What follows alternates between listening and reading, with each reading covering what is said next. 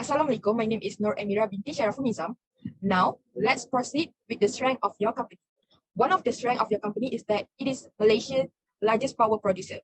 Second one is that your company operations that are vertically integrated. So basically, vertical integration is a strategy whereby your company owns or control its supplier, distributor, or also retail location to control its value of supply chain. The third one is that power plants are technologically advanced, stable, and efficient. Next is that your company provides a variety of other facilities, from electricity to most of its supplementary product or services is being offered by your company, such as your company actually also provide production technology consultancy, water electric construction support, and also repair and maintenance services.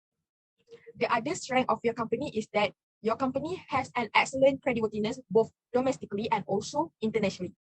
The next one is that your company has a huge number of workers. And the last one is that your company is a strong financial company and asset, in which your company is actually the largest electricity utility in Malaysia and also the leading utility company in Asia. Your company also has been listed on the main board of Bursa Malaysia with almost 87 billion in assets. Moving on with the weaknesses, based on my observation, I can see that your company have a difficulties in planting hydropower in rural areas, in which this happened because your company lack of expert. Hence, your company need to hire a foreign expert instead to do this job. Second one is produce a large amount of greenhouse gas emission as day-to-day operation, in which when this situation happen, it actually can cause a global warming. So this actually can contribute to weaknesses of your company. The third one is poor customer service, in which those people who live in the rural area actually find it hard to communicate or to contact with your company due to the electricity problem. The fourth one is more return on equity due to economies of scale and scope. The fifth one is energy portfolio not well diversified.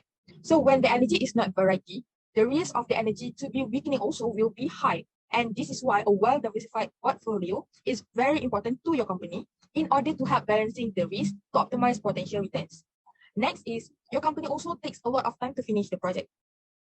So basically, the maintenance team takes a lot of time to provide a continuous maintenance in the rural areas, since there's a lot of barriers in order to reach the place, especially at a non-developed road. And the last one is lack of proper infrastructure in rural area. Moving on with the opportunities, in order to generate a new power sources, your company TNB can benefit from EDFR extensive offshore wind sector experience in your target markets that are particularly in United Kingdom, Europe, and also Southeast Asia.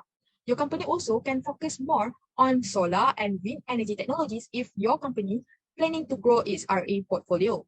Next is plan to reduce CO2 emission and fossil fuel. In order to do this, your company needs constant effort in improving the efficiency of its plants by exploiting advanced technology. Other opportunities is that increasing number of high-skilled workers. So through the rural electrification program, your company actually can gain new high-skilled workers by providing employment opportunities and at the same time giving a chance to those people who never worked in this area before, especially those who live in rural area, to work together in your company. Furthermore, technology transfer to the local manufacturer of plant companies is also one of the opportunities, since this allows the Bumiputra makers to become more competitive and improve their own skills. Also, it could share a fresh information and experience to enhance the organization performance. And last one is that introduce a new policy of foreign direct investment, FDI, to Malaysia. The last part for SWOT analysis is the threat for the company. Firstly, the increase of production costs. The supplier and all the key resources and key partners may increase in production costs and fluctuating raw material costs due to the current economic condition. Next is falling demand and a slowing economy. Certain conditions and factors such as electricity prices, weather, demographic, and climate changes can cause the demand decrease, and some of the customers may decreasing their uses of product too. Third is changing energy source dynamics. The rapid growing of the technology may affect the customer choices of the energy. Furthermore, the consolidation and increased competition also one of the threats. IPPs are independent power producers who help your company to distribute electricity throughout Peninsular Malaysia. Next up, we have environmental regulation. The Environmental Quality Act 1974 is Malaysian legislation governing pollution prevention, abatement, control, and enhancement. The act prohibits the discharge of waste into the environment if the acceptable conditions are not met. Another one is the weather condition. The weather condition could also be one of the threats to your company. Strike by lightning can cause damage to the component, especially in hybrid system. Due to this, it will lead to high cost to fix the damaged object. So basically, that's all for the SWOT analysis for your company, Tenaga Nasional Berhad, TNB. Thank you.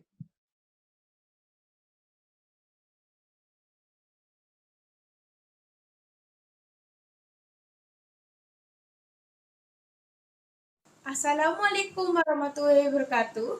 My name is Wan Nur Fatisah binti Abdullah. In order to generate strategy that we imply, there are two strategies that we are use. First is strategic position and action evaluation space metric. The result of the space metric is the SS value for stability position is 0.375, while industry position and competitive position is 0.75. And you can see in this chart it shows that the aggressive poster. This shows that TNB can aggressively grow the business, rising opportunity, and attract more shareholders.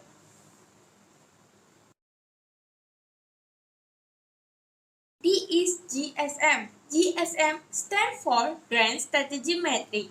For the Grand Strategy Metric, there are 4 quadrants that are important, but we will see the result for the first quadrant. For the first quadrant, consists result of rapid market growth and strong competitions of TNB. And in this quadrant consists market development, market penetration, and product development, and will be added with horizontal integration, backward integration, and forward integration, and make a stronger strategy for the TNB. This is QSPM metric, or we can say qualitative strategic planning metric. Qualitative strategic planning metric is a strategic management approach for top-level management. This is an result of that combine of IFE and EFE metric, which are 3 strategies, such as market strategy, such as market penetration, market development, and product development. And from this result, show that market penetration have a more attractiveness, which result 3.0536 compared to the market development and product development. Assalamualaikum, my name is Siti Mazatul Nadira binti Muhammad Toha. I will explain about strategy implementations for TNB. So the first one is market development. The primary objective of Tenaga Nasional Berhad is to increase its customer base in the untapped market. It is suggested for TNB expand its business in Sudan. Sudan has been facing severe power outage due to several economic setbacks. The country faces blackouts daily, which last almost the entire day. Therefore, it is a perfect opportunity for TNB to grab the untapped power market in Sudan. Investing in the power industry of Sudan will enable TNB to generate revenue from the international market and significantly improve the country's economy. Moreover, developing a business in an untapped market will help stabilize the state of political affairs. TNB entering Sudan's power market will create competition in the industry and lower power.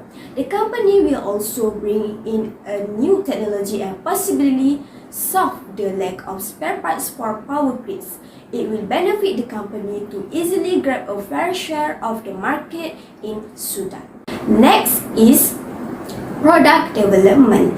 TNB generates and provides electricity using hydraulic and thermal power plants. This company may introduce new equipment in its electricity business. Firstly, a smart meter. Smart meters save time for companies, employees, and automatically provide monthly electricity consumption history to the consumers. Smart meters will help TNB save time and cost from manual reading. The smart meter also assists in keeping historical consumptions and purchase data. The smart meter also help to identify commercial users and domestic users. Smart meters help TNB to analyze power consumption data. Next, online service. Users can get use a variety of online service from TNB, such as power consumption history, companies' consumption data analysis reports, price list of consumptions, and power line. In other words, TNB should create an applications for their company. Online service will help TNB integrate new generation household appliance and mobile terminals so that users may operate household appliance through mobile. It will help TNB to manage power grid peak load. Users may pay electricity bills by using online services. Also, users may launch complaints by using online services and purchase energy-saving equipment. Moreover, service on demand. Service on demand reduces costs for commercial users and domestic users.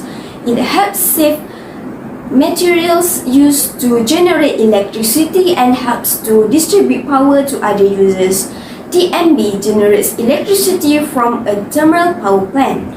For this, they need coal to generate power. Service on demand assists TNB in saving coal and distributing power to other users who require causal power consumptions.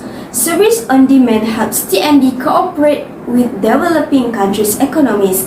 It increases the service level and authenticity of the power supply.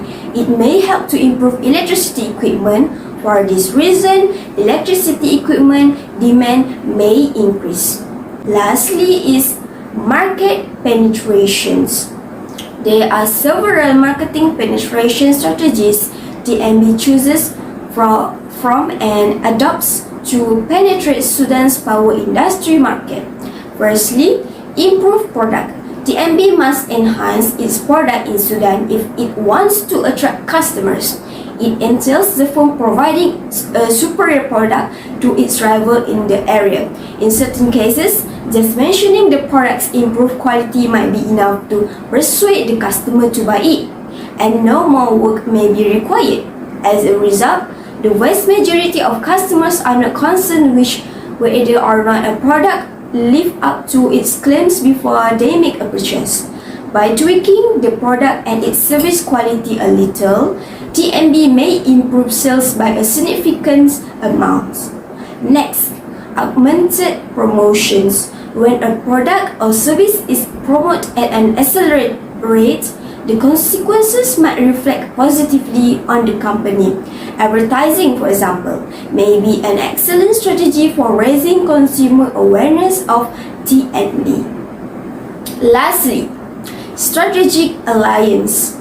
The best partnership TNB might establish with the Sudan's government via co-branding agreements or even mergers. A merger with Sudan's government will allow TNB to take advantage of Sudan's extensive power grid to spread its power units across the nation. The strategic alliance strategy will benefit the company by establishing a strong partnership with the government in Sudan's power industry. That's all from me.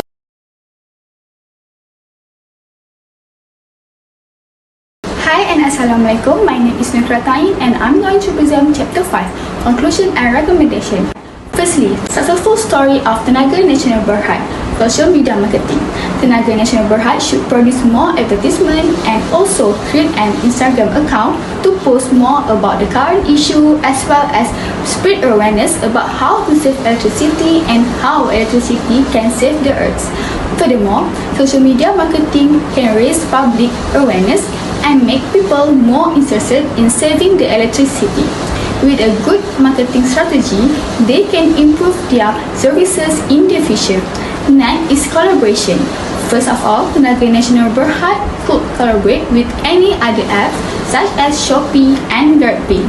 They can provide a platform for bill payment. Furthermore, many customers now use Shopee and GrabPay. So, this collaboration will benefit customers as well as Tenaga Nasional Berhad by trying to eliminate customer payment outstanding. In addition, the percentage of customers who pay their bill on time will increase. Finally, this collaboration will allow Tenaga Nasional Berhad to improve its services and provide more options for its customers. In conclusion, if Tenaga Nasional Berhad implements all of the new improvements, Tenaga Nasional Berhad will get benefit from the initiative. This enhancement may also result a win-win situation for the Tenaga Nasional Berhad and its customers.